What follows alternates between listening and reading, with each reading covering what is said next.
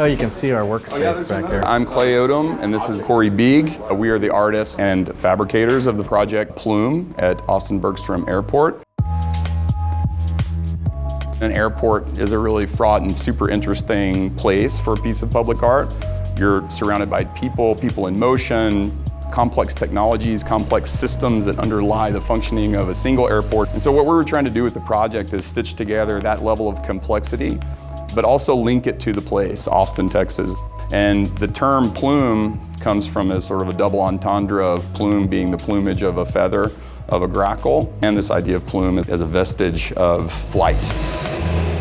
You know, typically you look at a grackle and it's just black, but as you look closer, you see the iridescence of the purples and the blues and all these other colors start to emerge. So in the daytime, it's very bright. It's going to reflect the blues of the site and the surroundings.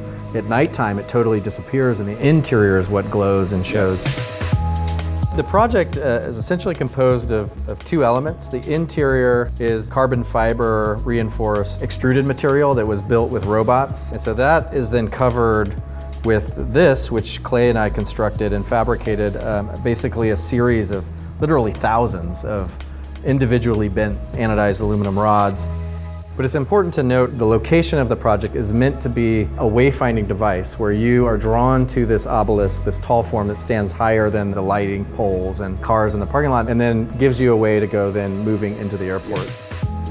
When people come to the airport, I hope they get a sense of this piece being a part of a very contemporary moment in Austin where you are linking back to a historic tradition of weirdness, but now this influx of technology and money and people from all over the world. And this project kind of synthesizes those things into one gesture, and I hope they get that.